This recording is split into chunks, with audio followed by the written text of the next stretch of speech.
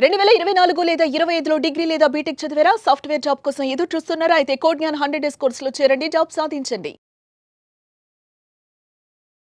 మార్కెట్లో AI technology వచ్చేసిన తర్వాత ఏఐ మీద కూడా అవకాశాలు ఉన్నాయి, దాంతోపాటు డేటా సైన్స్ మీద కూడా అవకాశాలు ఉన్నాయని చెప్పేసి ఎక్కువగా వినిపించేటువంటి మాట. ఈ రెండు కాకుండా ఆ రెండింటి మీద ఎందుకు ఫోకస్గా ఎక్కువగా మీరు మాట్లాడుతూ ఉంటారు? అంటే దానికి కారణాలు ఏమైనా తెలుసుకోవచ్చు. ఎందుకంటే ఇవాళ Python at the same time మీరు చెప్పినటువంటి జావా ఇది మాత్రమే స్పెసిఫిక్గా ఇలా ఉంది అని చెప్పేసి చెప్పడానికి మీ దగ్గర ఎలాంటి కారణాలు ఉన్నాయి? సో ఫ్రెషర్గా ఎప్పుడూ కూడా వాళ్ళ ఫౌండేషన్ బేస్ స్ట్రాంగ్గా ఉండాలండి. వాళ్ళు త్వరగా కెరీర్ స్టార్ట్ అవ్వాలి.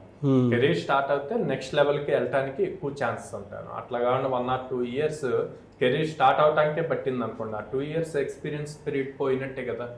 సో నేనేం చెప్తా అంటే ఫ్రెషర్కి ఎక్కువగా ఏ జాబ్ ఓపెనింగ్స్ ఉన్నాయి, ఏ జాబ్ ఆపర్చునిటీస్ ఉన్నాయి అన్నది చూసుకొని సెలెక్ట్ చేసుకొని వాటి మీద అప్ స్కిల్ అవ్వటం చాలా బెటర్.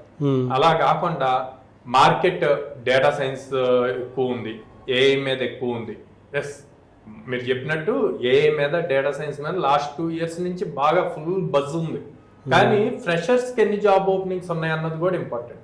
చాలా మంది స్టూడెంట్స్ పేరెంట్స్, సార్ మా వాడు సిఎస్సి ఏఐఎంఎల్ చదివాడు, సిఎస్సి మెషిన్ లెర్నింగ్ చదివాడు, సిఎస్సి డేటా సైన్స్ చదివాడు, సో ఏఐ సైడ్ తీసుకుంటా అంట, డేటా సైన్స్ సైడే నేర్చుకుంటా. ఓకే, నేర్చుకుంటా అంటే నేర్చుకోవచ్చు అని, బట్ జాబ్ పాయింట్లో మీరు కొంత రీసెర్చ్ చేయాలి. ఆ రీసెర్చ్ అన్నది చాలా ఇంపార్టెంట్ అని చెప్పి నేను చెప్తాను. అది ఇప్పుడు మీకు లైవ్లో చూపిస్తాను, ఎందులో ఎన్ని జాబ్స్ ఉన్నాయి అన్నది. ఓకే, ఏం లేదండి, ప్రతి ఫ్రెషర్ ఫస్ట్ నౌకరీ అనే వెబ్సైట్ కామన్ అందరికి, అందులో జాబ్స్ పోస్ట్ అవుతూ ఉంటాయి.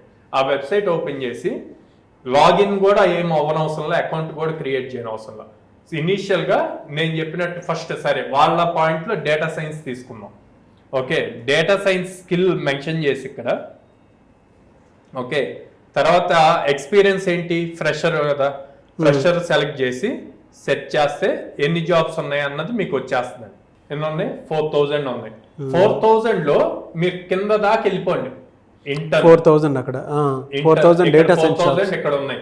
4000 లో ఇక్కడ ఏమున్నాయో చూడండి, ఇంటర్న్. ఓకే, సో ఇలాగ మీరు చెక్ చేసుకోవచ్చు ఏ స్కిల్స్ అడుగుతున్నారు ఏంటి అన్నవి కూడా.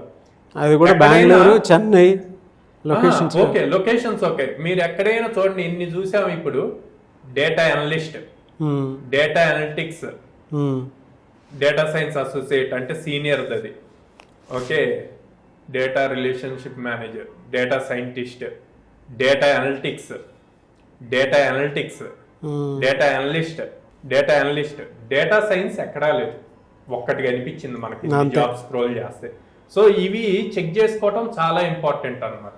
ఓకే, ఇలా చెక్ చేసుకుంటే మీకు రియాలిటీ తెలుస్తుంది. అదే నెక్స్ట్ అవి కాకుండా ఫర్ సపోజ్ ఇంకేమంటారు, machine learning AI, machine learning engineer fresher set చేస్తే 1000 ఉన్నాయి. ఆ 1000 లో కూడా ఎన్ని ఇంటర్న్స్ ఉన్నాయి, ఎన్ని డైరెక్ట్ జాబ్స్ ఉన్నాయి అన్నది కూడా చెక్ చేసుకోవాలండి. అండ్ ప్యాకేజెస్ చూసుకోవాలి, అండ్ ఎవరెవరు ఎలిజిబిలిటీ ఉన్నాయి అన్నది చూసుకోవాలి. ఇట్లా చెక్ చేసుకోవాలి.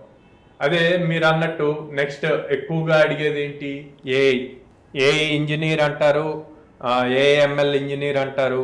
ఎన్ని వచ్చినాయి? 1600. దీంట్లో కూడా ఇంటర్న్స్ ఎన్ని, ఇట్లాగన్నీ చెక్ చేసుకోవాలండి.